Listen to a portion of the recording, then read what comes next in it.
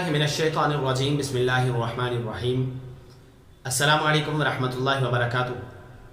नाज़रीन किराम, मैं हूँ जावेदुल हसन और आप देख रहे हैं sidqtv.pk। मुअज़्ज़ज़ व मुहतशम सामीन ज़ी-वक़ार, आज हम सैलाब ज़दगान को लेकर के बात करने जा रहे हैं। लाखों लोग घर गिर चुके हैं और हज़ारों लोग इस दुनिया कायनात से रुखसत हो चुके हैं। कई लोग अपने बच्चों की लाशों को दफन करने के लिए भी जगह तलाश कर रहे हैं और कई लोग अपने घरों से बेघर हो चुके हैं। आसमान बारिश की तरह बरस रहा है और दुनिया और ख़ास तौर पे पाकिस्तान इस वक्त पानी में डूब रहा है, लेकिन किसी को इसकी कोई फिक्र नहीं। हर शख्स अपने अपने नज़रिए और अपने अपने एहसास को पेश कर रहा है। मालिक कायनात ने फरमाया, इन्नल्लाह ला युग़य्यिरु मा बिक़ौमिन हत्ता युग़य्यिरु मा बिअन्फुसिहिम, कि कभी भी अल्लाह ताला किसी भी कौम को तब्दील नहीं करता यहाँ तक कि वो अपनी हालत को ना बदल ले। और दूसरे मकाम पे फरमाया, ज़ालिका बिअन्नल्लाह लम यकुन मुग़य्यिरन निअमतन अनअमहा अला कौमिन हत्ता युग़य्यिरु मा बिअन्फुसिहिम। ये इस वजह से कि अल्लाह ताला किसी भी कौम पर अपनी नेमतों को इनाम करना तब तक तब्दील नहीं करता जब तक वो अपनी हालात को नहीं बदलते। और आज ये आजमाइश आ ही क्यों रही है? इस आजमाइश के आने की सबसे बड़ी वजह हमने कुरान पाक और अहादीस पाक को छोड़ दिया। मालिक कायनात और वाली कायनात सल्लल्लाहु अलैहि वसल्लम की तालीमात को पीछे छोड़ दिया। हमने आलिम दीन और इमाम को अपना नौकर समझ लिया और वो लोग जो अदालतों में बैठकर काजी के फ़राइज़ सर अंजाम देने चाहिए थे, उन लोगों को हमने एक निचले तबके में डाल दिया।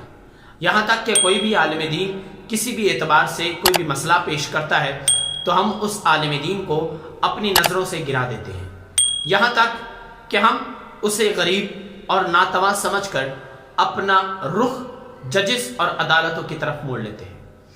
सवाल यह है कि जिसने अपनी ज़िंदगी के 13 साल मदारिस में कुरान और हदीस और तफसीर में गुजार दिए और दूसरी तरफ वो शख्स कि जिसने अपनी ज़िंदगी के 14 साल सिर्फ दुनियावी उलूम में गुजारे, उन दोनों को हमने बराबर रखा। हालांकि आलिम दीन का मुकाबला अगर आज के जजिस से किया जाए तो आलिम दीन इनसे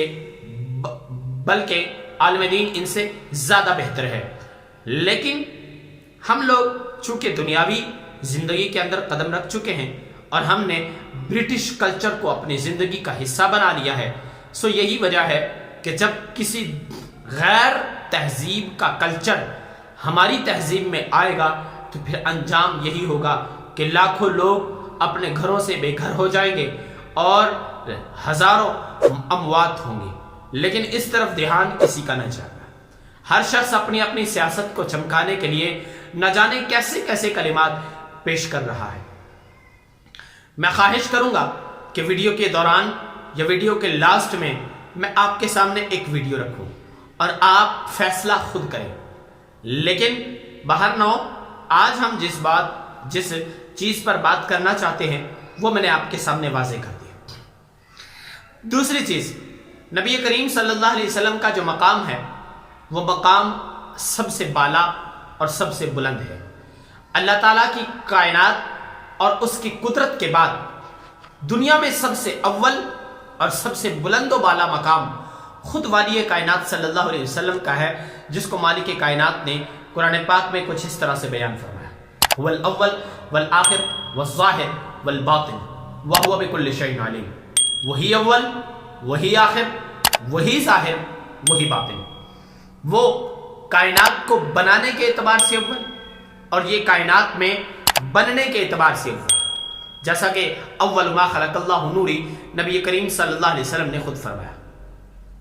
वो कायनात में बाकी रह जाने वालों में आखिर और ये अंबियाए किराम में सबसे आखिर, यानी क़यामत के दिन लिमनिल मुल्कुल यौम की सदा देने के एतबार से वो आखिर और यहाँ खातमुन नबिय्यीन होने के एतबार से ये आखिर। वो नजर नहीं आता कि वो बातिन है, ना उसे देखा जा सकता है, ना उसे सूंघा जा सकता है, ना उसे समझा जा सकता है। लेकिन ये वो ज़ात کہ جسے دیکھا بھی جا سکتا ہے، سمجھا بھی جا سکتا ہے، لیکن پھر بھی اس کے طوائف اور اس کے اوصاف دنیا سے باطن ہے، اور وہ وَنَحْنُ أَقْرَبُ إِلَيْهِ مِنْ حَبْلِ الْوَرِيدِ، وہ ہر کسی کی شارک کے قریب ہونے کے اعتبار سے ظاہر، اور یہ النبی اولیٰ بالمؤمنین من انفسہم کے اعتبار سے ظاہر۔ آپ کے سامنے چاروں چیزیں میں نے رکھ دی، اور یہ نبی کریم صلی اللہ علیہ وسلم کا مقام ہے کہ جس مقام میں کوئی بھی شخص جس کی جتنی گہرائی میں جائے گا وہ وہیں ڈوب کر رہ جائے گا۔ یہی وجہ ہے کہ اعلیٰ حضرت نے فرمایا تھا، تیرے تو وصف عیب تناہی سے ہے بری، حیران ہوں میرے شاہ میں کیا کیا کہوں تجھے، اور بس رضا نے ختم سخن اس پہ کر دیا، خالق کا بندہ خلق کا آقا کہوں تجھے۔ عزیزان محترم، یہ نبی کریم صلی اللہ علیہ وسلم کا مقام تھا، لیکن آج ہم لوگ جس آزمائش کے اندر گھرے ہوئے ہیں، اس آزمائش میں گھرنے کی وجہ ہماری تفریق، ہمارا نظریات کا جدا ہونا، اور قرآن پاک کے تراجم اور اس کی تفاسیر کا الگ ہونا۔ تفاسیر تو خیر بڑے بڑے ائمہ کرام نے لکھی، لیکن تراجم لکھنے والے اس دنیا کائنات میں جوہلا پائے گئے۔ آج بھی ہمارے ٹی وی چینلز اور ہماری کتابوں کے اندر قرآن پاک کے ترجموں کو غلط انداز سے بیان کیا جاتا ہے، یہاں تک کہ نبی کریم صلی اللہ علیہ وسلم کا جہاں نام آتا ہے اس کو بے ادبی اور بے اختیاری سے لیا جاتا ہے، یہاں تک کہ نبی کریم صلی اللہ علیہ وسلم کے اسماء اور مالک کائنات کے اسماء کو بھی تہذیب سے ذکر نہیں کیا جاتا۔